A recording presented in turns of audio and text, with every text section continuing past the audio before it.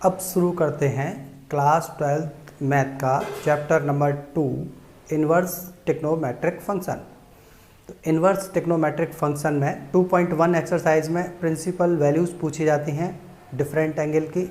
Sign inverse, cos inverse, tan inverse, ये क्या हैं? ये सब एंगल ही होते हैं। तो इनकी प्रिंसिपल वैल्यूज़ पूछी जाती हैं, तो वो कैसे निकालेंगे इसको समझते हैं। तो सबसे पहले हम एक इक्वेशन लेते हैं, जैसे ये है y = f(x).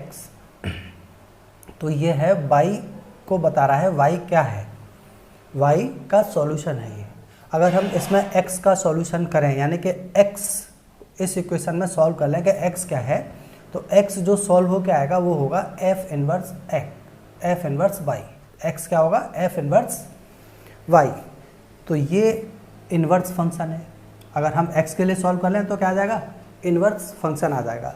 जैसे y = x + 1, तो x = क्या हो जाएगा? x = y - 1 हो जाएगा। तो x हो गया हमारा क्या? f इन्वर्स x क्या है? f inverse y।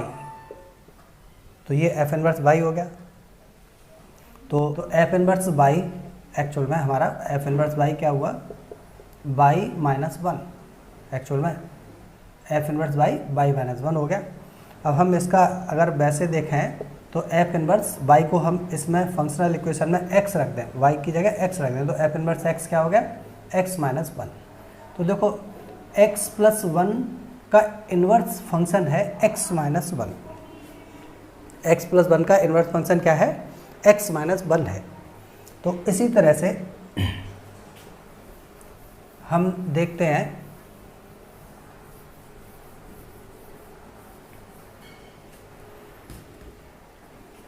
कि अब हम लेते हैं ट्रिग्नोमेट्रिक रेशियो। तो जैसे हमने लिया y = sin x, sin x ले लिया, तो ये y क्या है ये बताता है, लेकिन ये है एंगल, ये क्या है? एंगल। अब हमें एंगल पता करना है कि एंगल क्या है ये। तो एंगल का सॉल्यूशन जो होगा x, वो उसी तरह से x को सॉल्व करते हैं क्या, तो क्या आता है? f inverse y। f है यहाँ साइन, तो f इन्वर्स को हम लिखते हैं साइन इन्वर्स y।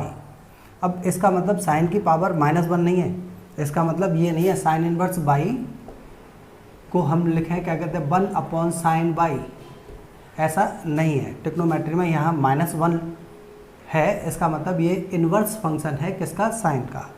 ठीक, ये गलत है। ठीक, इसको हम जो -1 पावर है उसको हम इस तरह से लिखेंगे साइन की पावर, साइन y की होल पावर -1।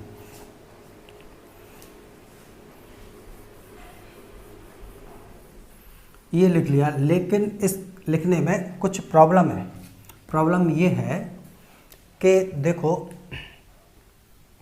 अगर हम साइन π/, जैसे हम बात करते हैं किसकी? साइन π/6। अब x की वैल्यू हमने कितनी डाल दी? π/6, 30 डिग्री। 30 डिग्री एंगल की रेडियन में वैल्यू होगी π/6। यहाँ पे हमने x की वैल्यू डाली, तो हमें y की वैल्यू जो मिलेगी वो मिलेगी कितनी? 1/2। यानी कि इसका मतलब साइन इन्वर्स 1/2। अब हम साइन इन्वर्स इधर कर देते हैं, साइन इन्वर्स 1/2 कितना हो गया? π/6 हो गया। साइन इन्वर्स 1/2 कितना हो गया? π/6। लेकिन अगर हमने x की वैल्यू इसमें दी होती कितनी? 5π/6, यानी कि साइन 5π/6 x की वैल्यू दी, तब भी y की वैल्यू साइन 150 डिग्री, ये क्या है? 150 डिग्री। और 150 डिग्री की वैल्यू भी साइन की 1/2 ही होती है, तब भी 1/2। अब यहाँ पे एक चीज़ देखो, 5π/6 की एकमात्र वैल्यू 1/2 है। इसी तरह से π/6 की वैल्यू जो है साइन π/6 की, वो भी 1/2 है। लेकिन अगर इसका इन्वर्स, अब देखो साइन इन्वर्स 1/2 करें, साइन इन्वर्स 1/2, तो ये 5π/6 आ जाएगा। यानी कि साइन इन्वर्स 1/2 π/6 भी है और 5π/6 भी है, दोनों वैल्यू हैं। यानी कि हम लिख सकते हैं कि साइन इन्वर्स 1/2 कितना है? π/6 या फिर 5π/6। अब देखो हमने यहाँ फंक्शन को केवल 1/2 दिया, फंक्शन को क्या दिया, साइन इनवर्स को 1/2 दिया, लेकिन उसने π/6 वैल्यू दे दी, 5π/6 दे दी, और भी वैल्यू होंगी लेकिन हमने समझने के लिए 2 वैल्यू ली हैं यहाँ पे। तो इन 2 वैल्यू में क्या खास बात है कि दोनों के लिए साइन इनवर्स कितना है, 1/2 है। तो फंक्शन में ये चलता नहीं है, फंक्शन में या तो π/6 लो या 5π/6 लो, वैल्यू एक इनपुट के लिए देखो अलग अलग आ रही हैं, यूनिक वैल्यू नहीं आ रही है। इनपुट डालने पे आउटपुट क्या आ रहा है, π/6 भी आ रहा है और 5π/6 भी आ रहा है, तो ये तो बात गड़बड़ हो गई। अब आपने चक्की में ऊपर से डाल दिया गेहूं और नीचे से क्या कहते हैं चने का आटा भी निकल रहा है और मैदा भी निकल रहा है, 2 तरह के आटे निकल रहे हैं, तो वो तो क्या होगा, आउटपुट सही नहीं होगा इसका मतलब। तो यहाँ पे ये आउटपुट सही नहीं है, क्योंकि एक इनपुट कराने पे आउटपुट एक से ज़्यादा वैल्यू दे रहा है। यहाँ पे देखो, यहाँ पे हम एकमात्र हमने इनपुट दिया लेकिन आउटपुट उसके लिए केवल 1/2 था, लेकिन यहाँ पे ऐसा नहीं है। तो इन्वर्स फंक्शन के डिफाइन करने में एक प्रॉब्लम आएगी, तो इस प्रॉब्लम को हम हटाते हैं। और वो कैसे हटाते हैं, वो हम उसकी वही वैल्यू लेते हैं, x जो इनपुट वाली वैल्यू है वो वही लेते हैं जो कि हम प्री डिफाइन कर लेते हैं, रेस्ट्रिक्ट कर देते हैं कुछ के यही वैल्यू लेंगे। फिर देखो प्रॉब्लम कैसे सॉल्व होती है। इनपुट की वैल्यूज का कंप्लीट सेट होता है डोमेन, तो हम किसको रेस्ट्रिक्ट करते हैं, डोमेन को।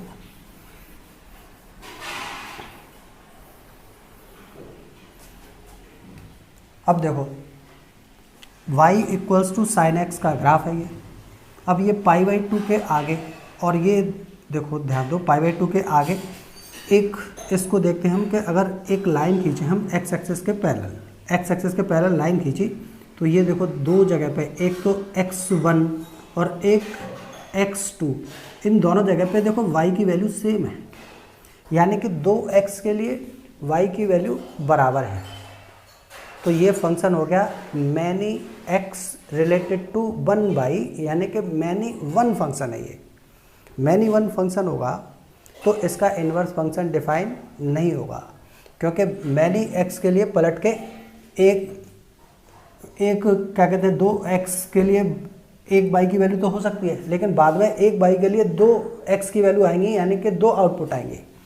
तो इसको हम हटाते हैं। तो कैसे हटाएंगे कि देखो इसके आगे वाला पोर्शन ना हो, ठीक है, π/2 के आगे वाला पोर्शन ना हो। अब हम डोमेन को रेस्ट्रिक्ट करते हैं, डोमेन को हमें रेस्ट्रिक्ट करना है, और वो कैसे करते हैं कि देखो एक 0 से π/2, ये वाला इंटरवल तो सब में लेंगे ही लेंगे, 0 से π/2 इतना, 0 to π/2 जाएंगे ही जाएंगे। फिर एक और देखते हैं कि अब हमें π/2 से आगे π/2 to π जाना है, या फिर बैक में कितना -π/2 to 0 जाना है। ये देखते हैं -π/2 to 0 जाना है। इन 3 इंटरवल में से कोई 2 इंटरवल लेते हैं, ये पक्का है, इसको लेना एकदम पक्का है। तो देखो यहाँ पे अगर π/2 से आगे चले गए तो फंक्शन कैसा हो जाएगा, मैनी 1 हो जाएगा। π/2 से जस्ट आगे जाते ही ये x एक्सिस के पैरेलल लाइन है, साइन x के ग्राफ को कट कर देगी, तो π/2 से आगे नहीं जाएंगे, तो फिर हम क्लियर कट -π/2 की तरफ जाएंगे, यानी कि ये दोनों इंटरवल लेंगे -π/2 to π/2, ठीक। तो हमारा जो रेस्ट्रिक्टेड डोमेन आ गया वो आ गया -π/2 to π/2।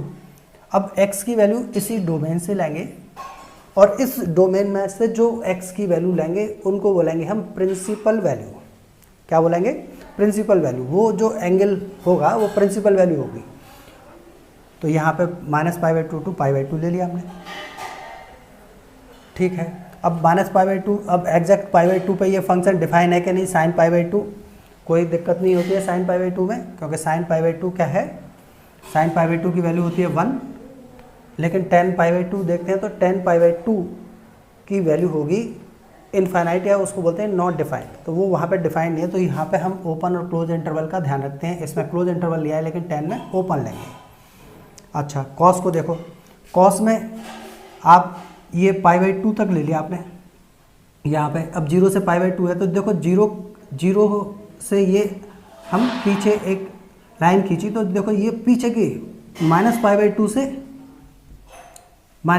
से 0 वाले केस क्या कर रहा है, इसको एक और एक्स्ट्रा पॉइंट दे रहा है, यानी कि ये दो जगह पे कट कर रही है लाइन, पीछे जाने पे, आगे जाने पे तो नहीं कर रही है। यानी कि यहाँ पे हम 0 से पाई, यहाँ पे रेस्ट्रिक्ट क्या करेंगे 0 से पाई, देखो 0 से पाई, ये रेस्ट्रिक्शन हो गया हमारा, बाकी ग्राफ को हमने हटा दिया। अब ये वाला फंक्शन हमारा हो गया, यहाँ पे ऐसे देखें तो 1 फंक्शन हो गया है। तो कॉस के लिए हम क्या लेंगे, कॉस के लिए लेंगे 0 to पाई, तो कुछ के लिए हम -π/2 to π/2 डील करते हैं और कुछ फंक्शन के लिए 0 to पाई डील करते हैं। तो यही वो है 0 to π/2, ये फर्स्ट जो 90 से वैल्यू 0 से 90 के बीच की वैल्यू है वो तो हम लेंगे ही लेंगे, लेकिन फिर आगे 90 to 180 लें या -90 to 0 लें, ये डिपेंड करता है कि फंक्शन हमारा 1 हो जाना चाहिए। ठीक, तो ये तो हमने डोमेन रेस्ट्रिक्ट कर लिया। तो साइन फंक्शन जब लेंगे तो ये डोमेन लेंगे, तो इस डोमेन में फंक्शन कैसा हो जाएगा 1 और ऑन टू होने के लिए इधर जो कोडोमेन होगा, अब फंक्शन में इधर तो डोमेन लिखते हैं, इधर लिखते हैं कोडोमेन, तो कोडोमेन साइन x की रेंज होती है -1 से 1 के बीच। साइन x जो भी वैल्यू देगा वो 1 से छोटी होगी और -1 से बड़ी होगी, उन दोनों के बीच ही होगी, तो वो हम लिखते हैं -1 to 1। अगर ऐसे फंक्शन साइन डिफाइन करें हम, ये डोमेन लेके और ये कोडोमेन लेके, तब फंक्शन 1 और ऑन टू होगा, तब इसका इन्वर्स एग्जिस्ट करेगा, तब इसका इन्वर्स निकाला जा सकता है। और उस समय साइन इन्वर्स, अब देखो साइन इन्वर्स 1/2 की वैल्यू देखें हम, तो हमने साइन को कहाँ से -π/2 से π/2 to -1 to 1 डिफाइन किया हुआ है, तब इसकी वैल्यू अब ये आएगी या ये आएगी। अब इन दोनों में यही प्रिंसिपल वैल्यू है, क्योंकि प्रिंसिपल वैल्यू -π/2 रेस्ट्रिक्टेड डोमेन में लाई करती है। अब वो -π/2 to π/2 x की वैल्यू जो इस इंटरवल में ये π/6 लाई करेगी, 5π/6 यानी कि 150 डिग्री, वो तो π/2 से बड़ी है, तो उसको हम नहीं लेंगे।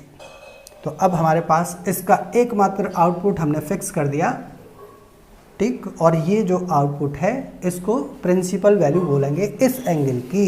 ये एंगल होते हैं, साइन इनवर्स 1/2 क्या है, एंगल है, ठीक, π/6। अब देखो π/6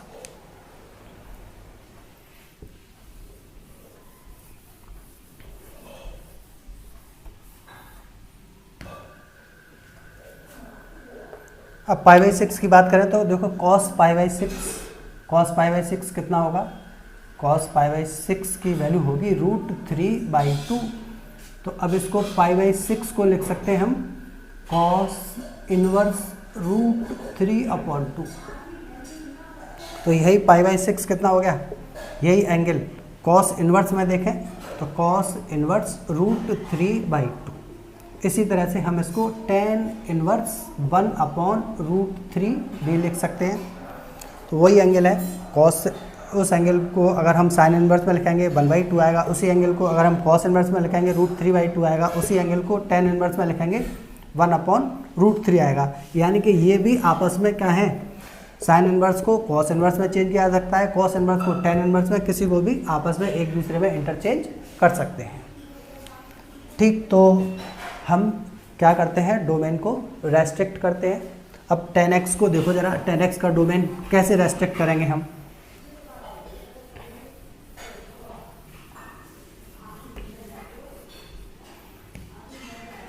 देखो ये बनाते हैं हम tan x का ग्राफ, ये 0 ओरिजिन है और π/2 पे tan x होता है इनफाइनाइट। तो ये देखो ये x इक्वल्स टू π/2 है और यहाँ पे वैल्यू होगी इनफाइनाइट, तो हम इसको पैरेलल कर देते हैं, मिलाते नहीं है, और -π/2 पे माइनस इनफाइनाइट जाएगा। तो ये देखो ये इस तरह से tan x, फिर इसके आगे भी tan x का ग्राफ इसी तरह से होगा, ये -π/2 है। अब इसी तरह से ये ऐसे मतलब ये पाई। अब ध्यान दो कि -0 से π/2 तो हम रखेंगे। अब यहाँ से हमने ये लाइन देखी तो देखो 0 से पाई, ये है पाई, हाँ, तो 0 से पाई जाने के लिए देखो 0 से पाई जाते हैं तो क्या होगा, ये 10x का ग्राफ -π/2 टू π/2, ठीक है। तो ये मोर देन 1, अगर आगे बढ़ेंगे तो एक से ज़्यादा जगह पे कट कर रहा है, तो हम इसमें आगे कौन सा ग्राफ, ये वाला नहीं लेंगे, हम इसमें केवल और केवल कौन सा लेंगे, -π/2 टू π/2। अब इसमें कोई प्रॉब्लम नहीं है, एक्स एक्सिस के पहले लाइन खींचे तो केवल और केवल ग्राफ को कितना, एक ही जगह पे कट करेगी। तो इसमें -π/2 टू π/2 एक ब्रांच आ रही है, कोई भी डिसकंटिन्यूटी नहीं है। लेकिन इसमें देखो π/2 पे कोई भी 10x की कोई भी वैल्यू नहीं है, -π/2 पे 10x की कोई भी वैल्यू नहीं है, तो हम -π/2 टू π/2, -π/2 टू π/2 ये लेंगे, लेकिन ओपन इंटरवल, इसका मतलब देखो एग्जैक्ट π/2 यानी कि ठीक 90 डिग्री की अगर बात करेंगे तो वहाँ पे 10x डिफाइन नहीं होगा, तो उसको हम हटा देंगे।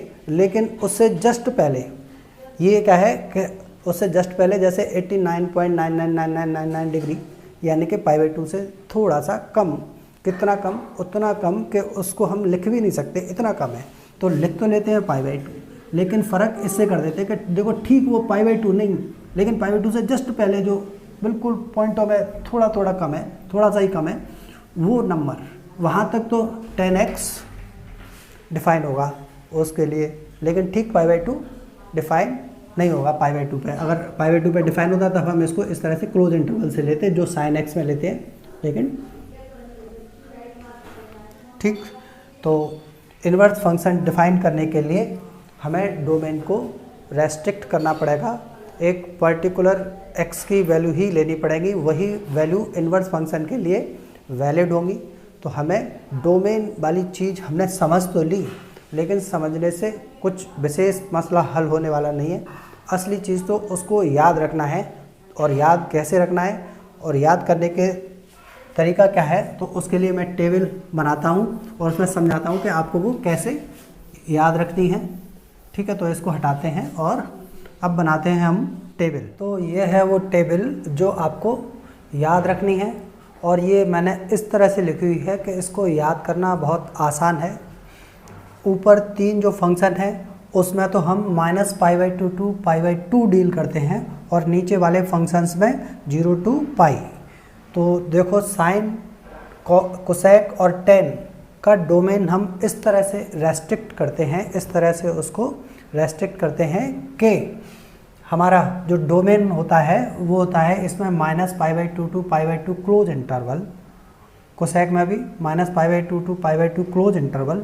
लेकिन कोसेक में एक प्रॉब्लम होती है कि साइन 0 की वैल्यू होती है 0 और कोसेक होता है 1/sin 0, यानी कि 1/0 डिफाइन नहीं होता, वहाँ पे कोसेक डिफाइन नहीं होता। तो x = 0 -π/2 से π/2 के बीच में आता है, तो उसको हम इसमें से निकाल देते हैं, एक्सक्लूड कर देते हैं, तो डोमेन इसका ये रह जाता है। 10 का डोमेन -π/2 टू π/2 ही है उसी में, लेकिन ओपन इंटरवल में है, ये आपको ध्यान रखना होगा। इसी तरह से कॉट 0 टू पाई के लिए हम डिफ़ाइन करते हैं, और 0 टू पाई डिफ़ाइन करने के लिए इधर देखें तो ओपन इंटरवल है। कॉट में कैसा इंटरवल है, ओपन, लेकिन कॉस में क्लोज इंटरवल। सेक में भी 0 टू पाई क्लोज इंटरवल, लेकिन वही प्रॉब्लम जो कि साइन के साथ है, जो कि कोसेक के साथ है, वो यहाँ पे भी होगी, क्योंकि सेक π/2 डिफाइन नहीं होता है, तो π/2 को हम यहाँ एक्सक्लूड कर देते हैं, निकाल देते हैं। तो इसको ध्यान रखने के लिए देखो साइन का रेसिप्रोकल कोसेक, साइन का रेसिप्रोकल कोसेक, उसके साथ लेके फिर टेन कॉट, साइन के बाद कॉस नहीं, साइन के बाद टेन और फिर टेन का रेसिप्रोकल, फिर कॉस और कॉस का रेसिप्रोकल। तो ऊपर वाले 3 तो -π/2 टू π/2 रेस्ट्रिक्ट करते हैं, और नीचे वाले 3 को हम 0 टू पाई में रेस्ट्रिक्ट करते हैं। अब ओपन इंटरवल, क्लोज इंटरवल और क्या एक्सक्लूड करना है वो हम ध्यान रखेंगे। तो ये तो हो गया हमारा डोमेन। तो जब ऐसा डोमेन होगा तब साइन का से साइन इन्वर्स डिफाइन करेंगे, कोसेक से कोसेक इन्वर्स और टेन से टेन इन्वर्स तब देखो जो इसका डोमेन है साइन का कॉस कोसेक का, ये जो डोमेन है वो इनके इन्वर्स फंक्शन की हो जाएगी रेंज, और जो इनकी रेंज है वो इनका इन्वर्स फंक्शन का हो जाएगा डोमेन। तो फंक्शन से इन्वर्स फंक्शन डिफाइन करते हैं तो डोमेन और रेंज आपस में इंटरचेंज हो जाते हैं। ये बात भी आपको ध्यान रखनी होगी। रेंज में ध्यान दो कि साइन एक्स की रेंज है -1 to 1, यानी कि साइन एक्स हमेशा -1 से 1 के बीच की वैल्यू ही देगा। जैसे कि साइन 30 डिग्री या साइन π/6 की वैल्यू होती है 1/2, तो 1/2 वैल्यू 1 से छोटी है और -1 से बड़ी है। इसी तरह से ये सारी वैल्यूज, इसकी tan x की वैल्यू -∞ से ∞ तक कुछ भी आ सकती है। इसी तरह से cot x की भी -∞ से ∞ तक कुछ भी आ सकती है। कोसेक कॉस की देखें तो कॉस की साइन की तरह -1 से 1 के बीच में होगी, लेकिन कोसेक और सेक की देखें तो ध्यान दो कि ये इनकी वैल्यू जो भी आएगी वो या तो 1 से बड़ी होगी या -1 से छोटी होगी, यानी कि -1 से 1 के बीच में ये वैल्यू नहीं देंगे, और जबकि साइन और कॉस -1 से 1 के बीच की वैल्यू देते हैं। तो हमने क्या किया उसके लिए कि सेट ऑफ रियल नंबर में से -1 to 1 जो इंटरवल है वो निकाल दिया, माइनस कर दिया। तो ये इनकी डोमेन और रेंज है। तो अब इसके बाद हम इसकी प्रॉब्लम करते हैं। तो प्रॉब्लम है आपके सिलेबस में अब एक्सरसाइज केवल 2.1 ही बची है, बाकी 2021 के सिलेबस में एक्सरसाइज अब नहीं है। तो 2.1 एक्सरसाइज के क्वेश्चंस करते हैं। ये टेबल आपको कंपलसरी नोट करनी है और याद करनी है। अब इसको हटाते हैं। तो अब कुछ क्वेश्चंस करते हैं एक्सरसाइज 2.1 के। तो देखो क्वेश्चन में हमें ये तो ध्यान रखना है कि देखो साइन इनवर्स डिफाइन करने के लिए कोसेक और टेन, इन तीनों के लिए हम -π/2 to π/2, -π/2 to π/2 मीन्स अगर हम ये देखें तो 0 to π/2 तो ये हो गया। अब -π/2 मीन्स ये देखो इस तरह से ये जाएंगे तो इधर देखो क्लॉकवाइज अगर हम एंगल मेजर करेंगे तो ये -π/2 हो जाएगा, यानी कि हम कौन सा क्वाड्रेंट डील कर रहे हैं, फर्स्ट और ये फोर्थ क्वाड्रेंट, फर्स्ट क्वाड्रेंट और फोर्थ क्वाड्रेंट में डील कर रहे हैं। तो इनके लिए तो फर्स्ट और फोर्थ क्वाड्रेंट होगा, और कॉस, सेक और कॉट इन तीनों के लिए होगा क्वाड्रेंट हमारा 0 to π लेते हैं। इसके लिए क्या लेते हैं 0 to π। तो 0 to π मीन्स क्वाड्रेंट हमारा क्या हो गया, क्वाड्रेंट हो गया फर्स्ट और सेकंड, फर्स्ट और सेकंड, यानी कि थर्ड क्वाड्रेंट में हम डील नहीं करते। एक बात ध्यान रखनी है कि थर्ड क्वाड्रेंट में बिल्कुल डीलिंग नहीं होगी, थर्ड क्वाड्रेंट से कोई मतलब नहीं रहेगा हमें। या तो हमारा जो भी ये वैल्यू देंगे वो फर्स्ट और फोर्थ में तो देंगे ये तीनों, और ये तीनों देंगे फर्स्ट और सेकंड में वैल्यू। तो देखो सबसे पहले हम क्वेश्चन नंबर 2 करते हैं एक्सरसाइज 2.1 का। तो क्वेश्चन नंबर 2 है कॉस इनवर्स √3/2। ये हमें इसकी वैल्यू निकालनी है। ये एंगल है और कितना एंगल है ये, तो ये हमें सीधे सीधे पता चल रहा है कि ये है π/6, लेकिन हम इसको सिस्टमेटिकली कैसे करेंगे। तो सबसे पहले हम क्या करेंगे कि इसको लेट कर लेंगे इक्वल्स टू y के इक्वल, तो √3/2 हो जाएगा cos y, √3/2 cos y हो जाएगा, और √3/2 को लिखेंगे हम कितना, cos π/6, √3/2 को cos π/6 लिखेंगे, और cos y π/6 देखो 0 to π के बीच में है, तो ये हमने यही एंगल लिखेंगे 0 से π के बीच वाला। अब इसमें माइनस cos -π/6 की वैल्यू अगर हम देखें, cos -π/6 की वैल्यू कितनी होगी, वो भी प्लस √3/2 होगी, लेकिन cos -π/6 नहीं लिखेंगे क्योंकि cos के लिए देखो ध्यान दो, cos के लिए क्या है फर्स्ट और सेकंड क्वाड्रेंट है, और माइनस एंगल फोर्थ क्वाड्रेंट में आ गया। तो हम ये लिखा हमने, और यहाँ से हमारा सॉल्यूशन आ गया कि y इक्वल्स टू कितना π/6, ठीक। और तो देखो जब यहाँ पे पॉजिटिव हो वैल्यू, ये cos इनवर्स या किसी में भी cos इनवर्स हो, साइन इनवर्स, tan इनवर्स, कोई भी हो, पॉजिटिव वैल्यू हो तब तो कोई दिक्कत नहीं होती, तब हमें केवल और केवल फर्स्ट क्वाड्रेंट का एंगल ही लिखना है। लेकिन दिक्कत कहाँ होती है, जब नेगेटिव होता है तब इन तीनों के लिए तो हमें फोर्थ क्वाड्रेंट का एंगल लिखना होता है और इन तीनों के लिए लिखना होता है सेकंड क्वाड्रेंट का एंगल। तो अब हम नेगेटिव एंगल के लिए देखते हैं। देखो नेगेटिव एंगल के लिए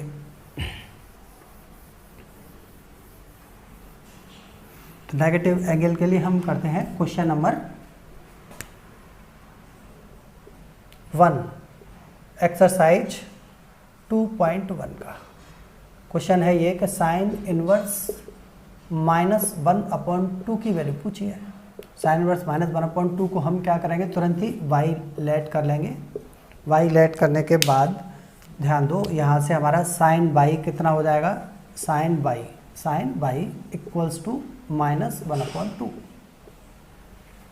अब हम ये देखते हैं कि -1/2 में माइनस साइन को हटा दो, 1/2 देखें तो 1/2 फर्स्ट क्वाड्रेंट में साइन के किस एंगल की वैल्यू होती है, तो 1/2 होती है वैल्यू π/6 की, π/6 की वैल्यू होती है। तो π/6 फर्स्ट क्वाड्रेंट में न बना के अब हम कौन से क्वाड्रेंट में बनाएंगे, देखो नेगेटिव है तो इसके लिए फर्स्ट क्वाड्रेंट और फोर्थ क्वाड्रेंट, तो अब हम फोर्थ क्वाड्रेंट में π/6 बनाएंगे। फोर्थ क्वाड्रेंट में π/6 बना लिया हमने, फोर्थ क्वाड्रेंट में π/6 और ये कितना एंगल है, π/6 बना लिया फोर्थ क्वाड्रेंट में। लेकिन हमने इसको मेजर कैसे किया है, ज़रा ध्यान दो, मेजर किया है क्लॉकवाइज, और क्लॉकवाइज मेजरमेंट एंगल में कैसा होता है, नेगेटिव, यानी कि हम इसको -1/2 को sine by equals to sine of fourth quadrant का एंगल है ये, और π/6 है और मेजरमेंट कैसा है, क्लॉकवाइज। तो क्लॉकवाइज मेजरमेंट के लिए हम एंगल को माइनस लिखेंगे, -π/6। अब यहाँ से कंपेयर करेंगे तो y हमारा क्या आ जाएगा, -π/6, जो कि इसकी क्या है, प्रिंसिपल वैल्यू है। यानी कि ये जो वैल्यू आई हमारी साइन इनवर्स y क्या है हमारा, साइन इनवर्स -1/2 है, वो -π/6 आई। ठीक, जो कि हमारा प्राइमरी डोमेन अगर हम देखें, रेस्ट्रिक्टेड डोमेन है जो हमारा -π/2 टू π/2 उस बीच में है। ये -π/2 से बड़ी वैल्यू है और π/2 से छोटी है।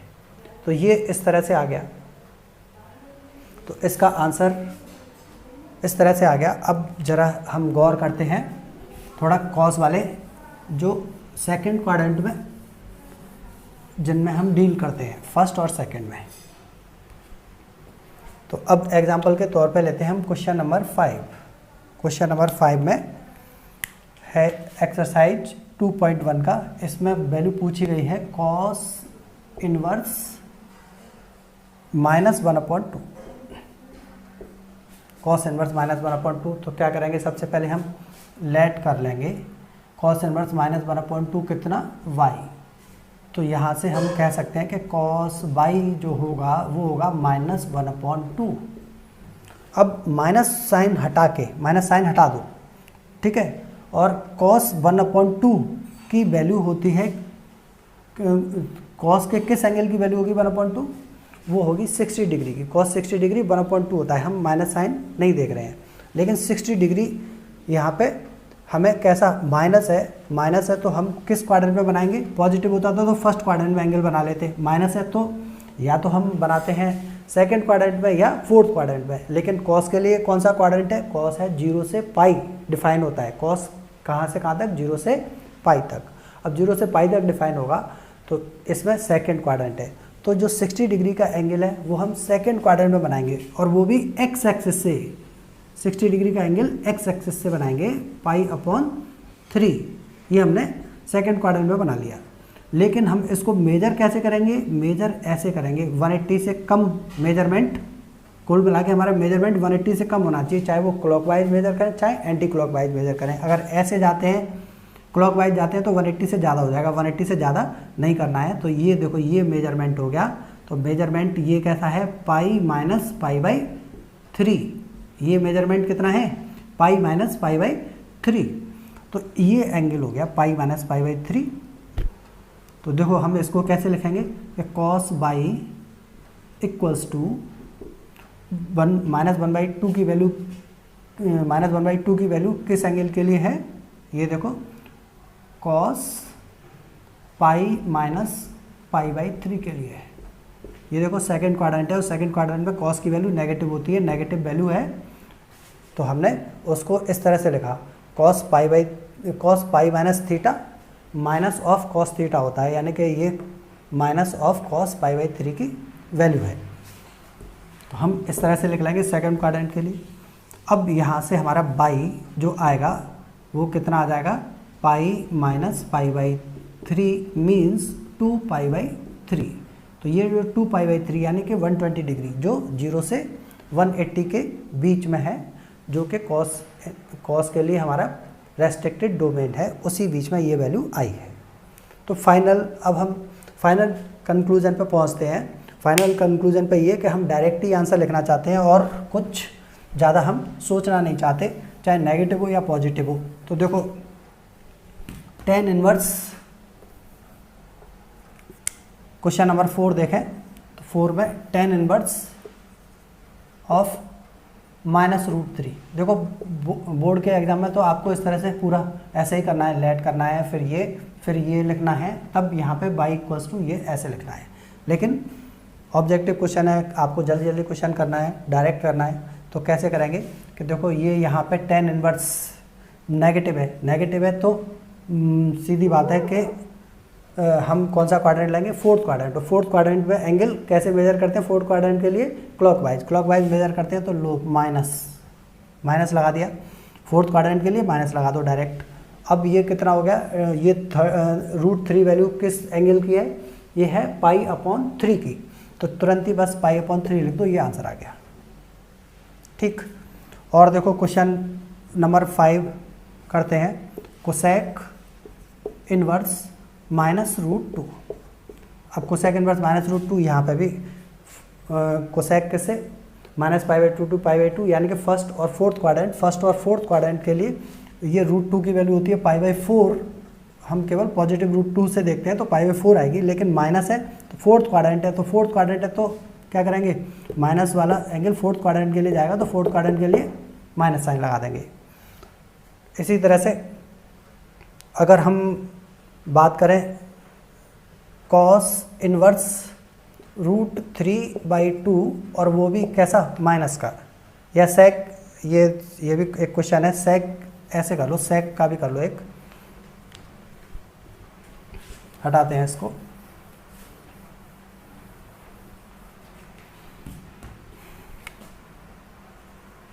सेक इनवर्स -2/√3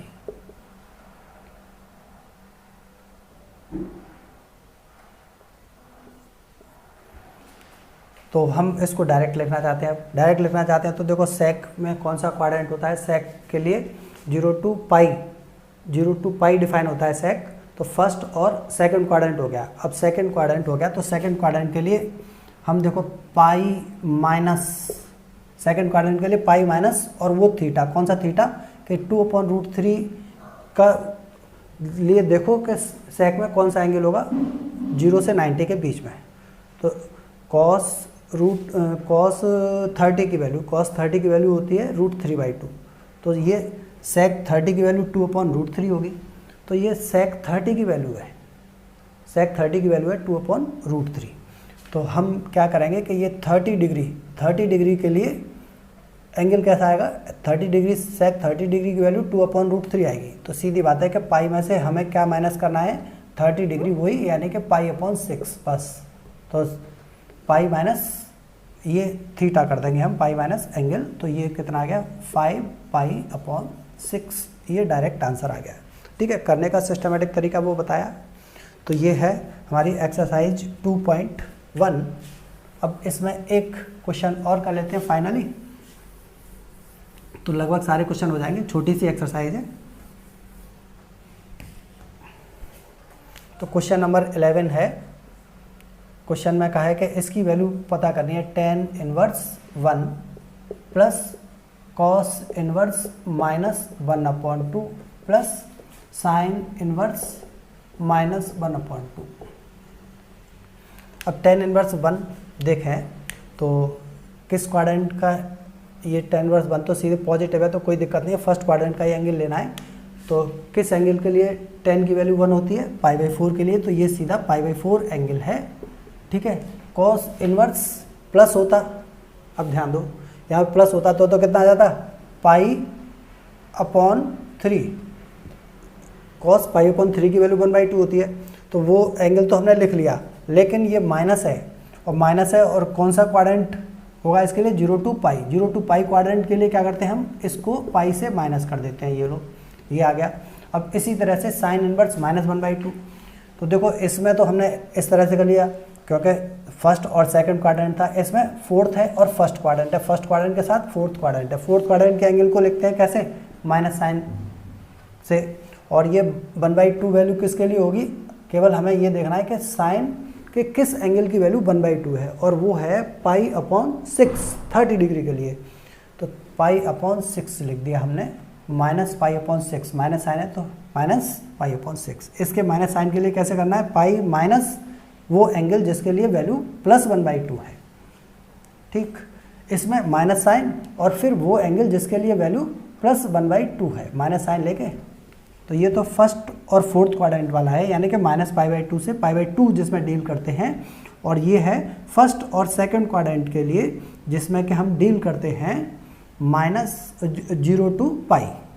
तो टोटल अब ये इसको हमने सॉल्व कर लिया, तो ये हमारा सॉल्व होके 3π/4 आंसर आ जाएगा। तो ये है 2021 के सिलेबस के अकॉर्डिंग टू द पॉइंट सीधे सीधे इन्वर्स ट्रिग्नोमेट्रिक फंक्शन। तो अब ये लेक्चर हम ख़त्म करते हैं, दैट्स ऑल।